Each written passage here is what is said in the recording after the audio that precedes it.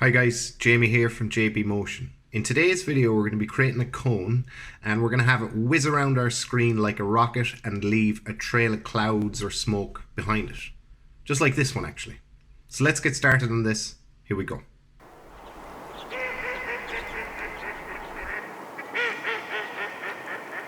So the first thing we're going to do is draw our spline. This is the spline that our rocket is going to follow. So we can use our sketch tool for this. And let's make sure that you're in the front view. Now let's create a cube for scale, for an idea of scale. So I'm really far out there. So we want to zoom out so that our cube is about this size, something like this. Something like that. And now we can draw our spline in the shape of a loop-de-loop. So let's give our best shot at this. Go into your sketch tool and make sure that your stroke smoothing is set to 100%. And now let's go. So nice loop-de-loop and then back up to the top. So now if we jump back into perspective we can see what we've got. So we have a loop and we have a line building up to it. It's a bit wobbly. But we can fix that now. So let's select our spline object and make sure point mode is selected. And what we want to do first of all is we want to get rid of some of these vertices. So the reason we're doing that is because it's just going to make the animation of our rocket a lot smoother the less vertices are in the spline. So with your rectangle selection tool active, you can select this one here and delete that off, and grab this one here and delete maybe this one at the top, delete that off. Now we can delete off this one and also this one. Okay. So now we need to fix our loop-de-loop, obviously. I'm going to turn off the grid there so it's not in my way. So let's start fixing this. We can use the Bezier handles. Now you need to, I don't think you can grab those with this rectangle selection tool. I think you need to go into the pen tool to grab the Bezier handles. And now we can just drag this one up and select this one, drag that one up. Also, so now we got our loop-de-loop kind of back. So with your spline object selected, go into model mode and let's just bring this up so that it's going around this, so that the loop-de-loop is taking our cube as the center, we'll say. So line that up so our cube is in the center of the loop. Okay, so we can create a camera at this stage and make it active. Let's go into the coordinates tab and set the X and the Y to 0 for now, and let's set the rotation 0 out at the rotation. Cool. So now we can use the Z parameter here to get to where we want the camera to be. So I'm going to go for about here for my one. Maybe out a bit further actually. Yeah, something like that. So now we have our spline and we have, well, we don't have our rocket yet, so we can go ahead and create that now. So we're going to use a cone object for this, and we want to align this to our spline. So we need to first put this into a null. Now you can try and do it with the cone, but it's a lot easier if we put our cone into a null first of all. So with your null object selected, right click. So with that done, Cinema 4D tags need to select our line spline tag, and then we drag down the spline we want our null to align to. So now that's popped down there, you can see it, and if we use the position parameter, we can animate our rocket along the spline. So I want to make our rocket bigger. And yeah, something like that. And now we can animate this along our spline. So straight away you'll see that it's not looking right. and we can fix that by clicking the tangential tick box there.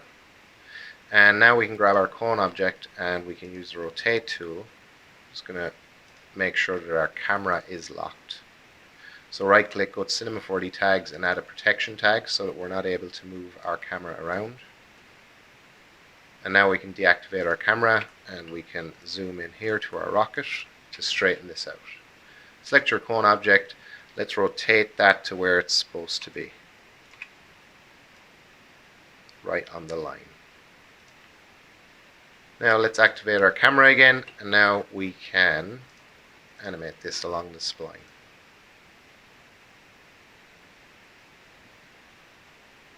Cool.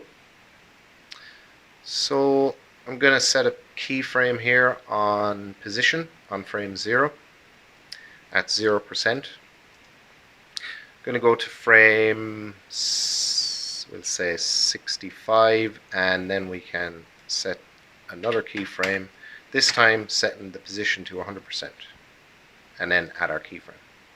So now if we watch that back, you'll see that our rocket's doing its loop-de-loop.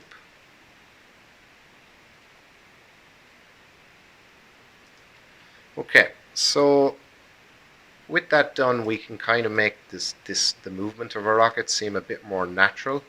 So I think it's going a bit too fast. So I want to drag this keyframe up to about frame 80. Let's see that now.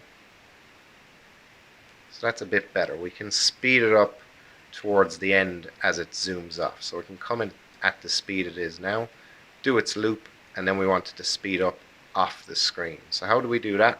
Let's hit Shift F3 on our keyboard, and that'll bring up our timeline.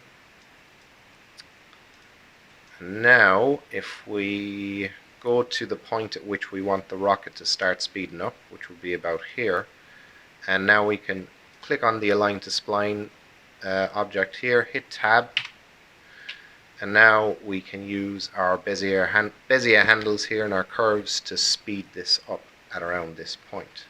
So just hold down Alt and then click and drag this. Holding down Alt will make sure that, I'm going to undo that now because I let go by accident.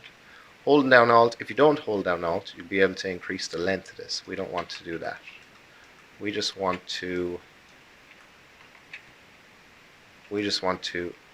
bring it down and bring it up without increasing its length. So to do that, you just hold down Alt.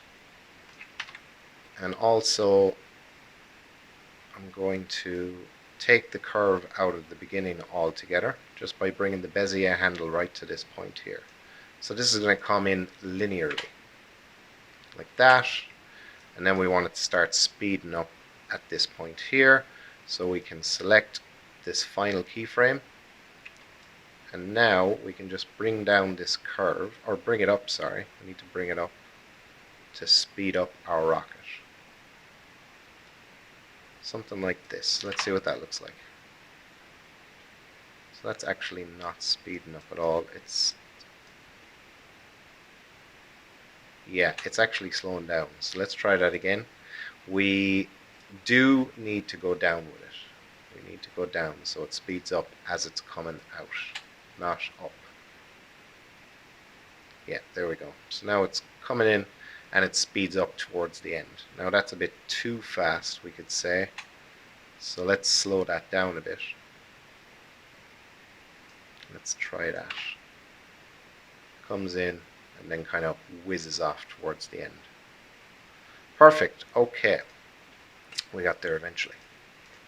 So now that we have a rocket animating along our spline, so to create clouds, we want to first of all create a matrix object. And this is what's it's gonna clone our clouds along our spline. So we need to tell it that we do want it to clone along our spline. So go into your matrix object, into the object tab, and let's set the mode to object. Now we can drag down the spline. This is the object that we want it to clone along. So now you can see we're getting little white dots here along our spline. So it's at the moment generating matrices only, so we want it to generate thinking particles. and we can set the count to be about 600, and we want these to be distributed evenly. So let's increase that even to 700. Cool. Now we need to create a particle, what's it called? Let's go and see, I forgot what it's called. Particle geometry object, that's the one. So we're going to create one of those, add it into our scene, and then we're going to create the shader that is going to render our clouds. Pyro cluster is the one you're looking for. Let's apply that to our particle geometry object. Now we need to create an environment object, and then we need a shader called Pyro cluster volume tracer, and that is going to go onto our environment object. And this is what we can use to basically improve the look of our clouds and also increase render time if we're improving it, of course. So we can mess around with that in a minute. And now if we hit render, you'll see that we're getting some clouds. Very thin line of uniform looking clouds. So we can mess around with our Pyro cluster shader to fix this and make it look more realistic. But before we do that, we're going to go into our Pyro cluster volume tracer, set the render mode here to user. So now we have control over all of these parameters. So let's set the world step size to 10. That's going to improve our render time. All of the changes that I'm making here all improve render time. So that's good. We can bring those back down to their original position if we feel like we need to improve the quality of the render towards the end of the video, but we might not even need to do that. So now if we render, it'll render a lot quicker. That was instant. So let's jump into our cloud shader, and now we can start messing around with these parameters here and start making this look a bit more realistic. I'm going to turn on my interactive render region, and let's just increase the size of that and bring the quality up to the top. Okay, so in your Pyro cluster shader with the globals tab selected, we can go down here to color and we can just add a gray at the end of this to gradually go between white and gray for our cloud colors. And everything else there is fine. Jump into the age tab, so we can turn this off for now. We will be using this again towards the end. You can guess what it does. It just basically makes changes to the clouds over time. Distance we don't care about, or this shape we want to set our radius to be about 150. And we also want to turn on preview so that when we're not in the interactive render region mode, we can see our clouds, well, see spheres that represent them. So that's handy to have turned on. The max visible is up to yourselves. I think 100 is enough. And I'm just going to turn back on the interactive render region by pressing Alt-R on my keyboard. So for illumination, we are going to use it, and we're going to set the mode to ray angle. We're going to set self-illumination here to 25% and translucent illumination to 10. Now we're going to go into shadow, and we want to darken opacity. We want to use this option here. And now you can see that's darkening our clouds. If we put this into the minus region, you can see that it's going to brighten up the center of our clouds but keep the outer areas a bit darker. And set the brightness here to 10. It won't make any difference at the moment. And that's fine. Let's go to the noise tab, and we can set the noise type here to gaseous. Let's set the regularity to 10. And let's set the scale to 400. Maybe even less. maybe a little bit more. Okay. Cool. So for everything else, we're going to leave it as is. We will be animating the phase towards the end of the video, like you'd see in and what that basically does is it's going to create for us to animate, but we're going to do that towards the end. Okay, so let's see what we got. I'm just going to turn off my interactive render region here, and let's have a look at this. Okay, so we want to random this up a bit because it's looking very uniform at the moment. So we can, with our matrix object selected, we can go to MoGraph and we can use a random effector. Now I'm just going to jump into it here, and I'm going to turn back on the interactive render region. Go into the parameter tab here of my random object, and we can turn on scale. Uniform scale turned on. Let's set this to 2 and see what we get. So there's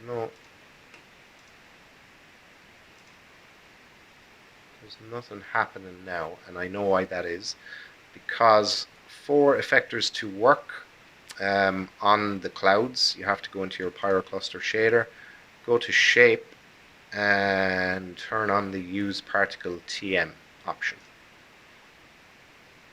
Now we're getting the randomness in our clouds. And you can find out more about this option here by right clicking and going to show help. So okay, so that's very random. We can bring this down to 1, and that's looking a bit better. And let's create some lights next. So I'm going to create one light, and I'm going to bring it forward. Let's jump out of our camera here so we can see what we're doing. I'm going to bring this light forward, and let's see where we got it. Turn off my interactive render region for a second. Alt-R on your keyboard. And now let's see. Okay, so let's hop back into our camera and see what we got. So that's looking way better straight away with our added light. Next we can add another light. So let's jump into our top view here. And let's grab this light, hold down Control, and hover over this green triangle thingy here.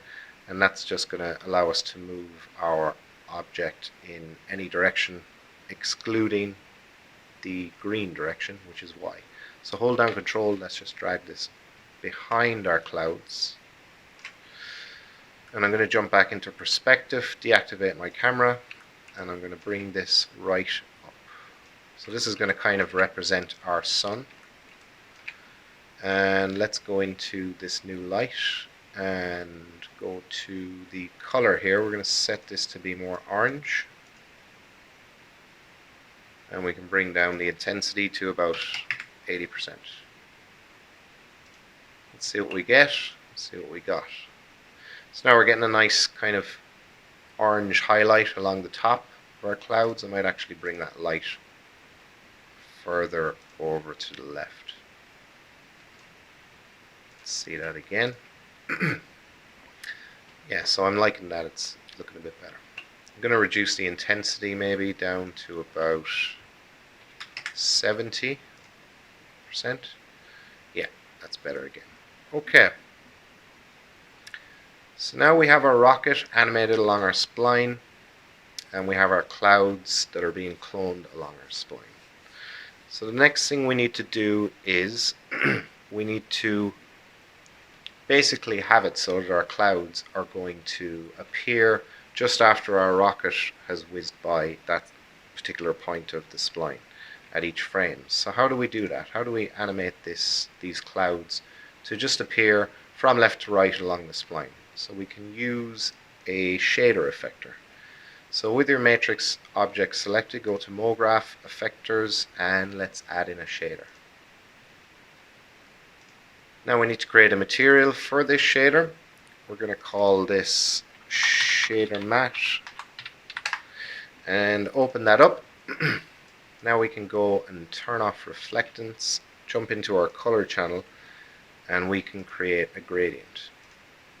So our gradient is basically going to tell our clouds to either be on or off. So they're either going to be at 0 scale or they're going to be at 100% scale, and everything in between. So let's apply this to our shader object, and let's select our shader object, go into shading and set the channel here to color. Now we can drag our texture tag down into the texture tag field. Okay, so our clouds are still visible, so we need to make some changes here. So let's set the scale here in the parameter tab to -1, and let's refresh. Sometimes you need to refresh by just going back to frame 0. So now you can see that our clouds they're slowly growing as it moves along the spline, which is perfect. That's exactly what we wanted to do. But how do we create the animations? How do we animate the gradient? So the easiest way to do that is to open up the shader material here, and let's create a filter. Jump into the filter, and now what we can do is we can move the brightness to -100%. Oh, we need to make sure that enable clipping is turned on for that to work. So now you can see that with brightness in our filter set to -100%, all of our clouds are turned on. So if we set this to 100% and refresh by going back to frame 0, all of our clouds are turned off. So we want to go from a brightness of 100% on frame 0, it's going to add a keyframe, to a brightness of -100% at frame, well, let's see where our rocket frame ends. So go into the align to spline tag here. So yeah, at frame 80, that's where our align to spline keyframe, the last one, is. Jump back into your shader material, so we're back in here to our filter again, and now we can bring so the brightness should be set to 100%, and we add another keyframe. So let's see what we got. Okay, sorry, now the brightness needs to be set to -100 for all the clouds to be turned on. Add a keyframe there, and let's see what we got. Okay, so that's exactly what the effect we're looking for. The clouds are slowly growing in from left to right, but they're not happening at the time we need them to happen, because obviously they're appearing before our rocket even shows up. So we need to adjust the curves of our rocket to match up with the speed of our clouds, or we could adjust the speed of our clouds to more match up with the speed of our rocket. So let's try the clouds option. So let's hit Shift F3 on our keyboard. That'll open up our timeline. And we can now, what we can do is dock this down here. Oh, that didn't work. Let's try that again. I actually docked this tool panel by accident. I'm going to undock that. And I'm going to bring down the size of our materials panel here so we have more space. Okay, so let's have a look what we got. So our clouds are coming in way too soon. So what we can do is grab our filter animation here and just drag this so that our first keyframe is going to start at frame 40. Let's play that now. So what I'm going to be doing is I'm going to be hitting spacebar to play, and I'm going to be hitting spacebar to pause, and I'm going to be hitting Control R to do a quick render to see what our clouds are looking at various frames. So I want to increase our frame range up to, let's say, 300. and let's see what we got. So again, I'm just going to be using the space bar to pause and play, hitting Control R on my keyboard to be doing those quick renders to see what our clouds are looking like. Okay, so our clouds are following our rocket nicely, so that's pretty good.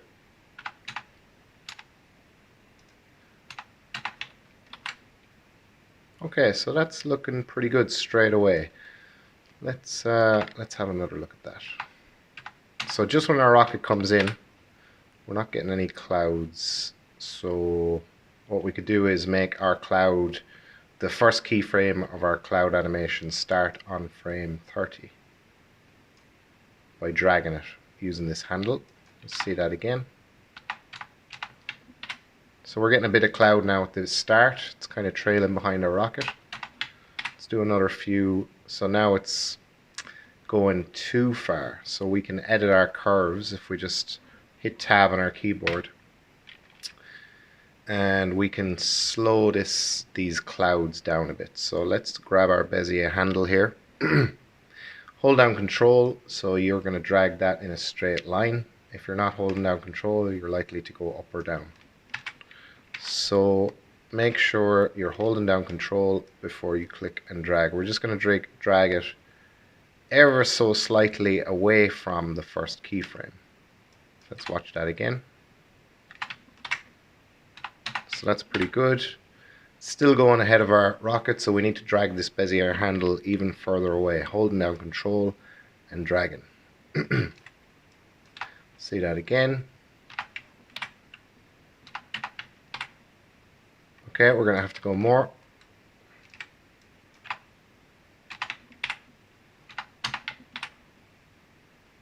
More again, looks like.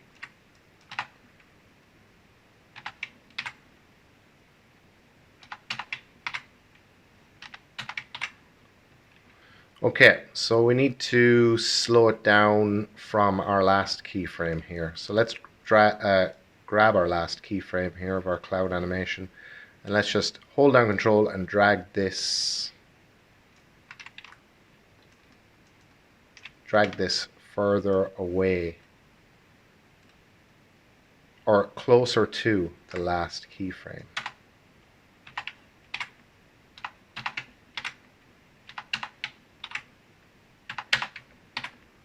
Okay, so I think we've got it. It's just a matter of messing around with these curves until our animation is doing what it's supposed to be doing. So I'm just going to check that one more time. Rocket comes in. It's a bit of a delay for our clouds to start off. We could drag this first keyframe just ever so slightly over to the right to start the animation a bit sooner, but we might mess up the rest of our animation. We'll give it a go anyway. So to drag this along a straight line horizontally, just hold down Shift. Just bring that back a couple of frames. Let's see if that has made any improvement. Not really, but I'm going to leave it as is. You guys can mess around with that even more if you want to get it a bit more perfect. Okay, so that's going to, our rocket's going to fly off the screen and our clouds are just going to grow into their 100% radius. Now if you want to change that radius, if you want to make their potential radius bigger, just go into Shape and increase the radius there in your Pyro cluster shader. I'm going to leave mine as is, and I want to now animate the phase. Remember we were talking about phase in the Pyro cluster shader. In the noise tab there is a parameter called phase, and that's going to create some movement around the edges of our cloud to make it look a bit more like a cloud. So we want to add a keyframe here on frame 0 for that. Let's go to the last keyframe and then bring this to 100%, and we can just add in another keyframe. We're not going to be able to see the effects of that because, you know, we're going to have to render out all the frames before we can actually see that in effect, but it is cool. And for the last part of this, we just need to, well, for the last part of setting up our clouds, we need to go into our Pyro cluster shader and click on the Age tab, and let's start to use this now. So what this is going to do is, I'll just play and show you, our clouds are going to come in and they're going to start growing. So basically the radius of them is going to increase, and they're also going to slowly fade away. So if we just do a quick render preview here, Control R, you can see that if we play a little bit more, they're growing but fading at the same time.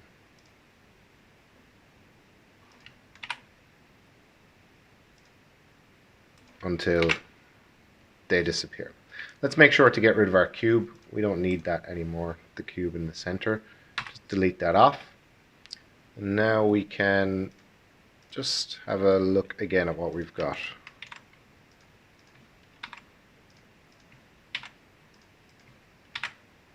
Okay, so there's one last change I want to make to this. I'm going to undock my timeline just so you can see this a bit better. Now watch the clouds as they grow in. They kind of grow into a sudden stop and then they gradually increase in size. So that's happening due to the changes to the settings we made in the Pyro cluster shader. But we don't want them to suddenly stop so obviously as they are at the moment. So to fix that, we can jump into our shader material and open up our filter.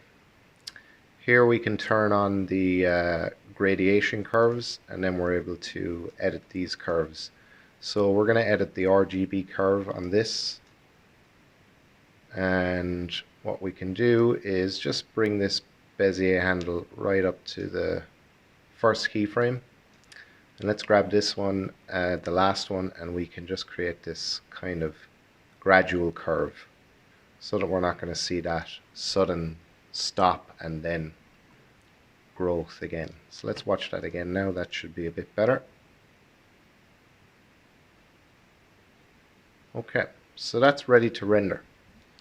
So go into your render settings and let's go to output, set the frame range to all frames. You guys can increase your width and height to 1920 by 1080 if you want. I'm going to go for these settings here. And we want to jump into our save here, and let's select a destination for this. I'm going to put mine into a folder called sequence.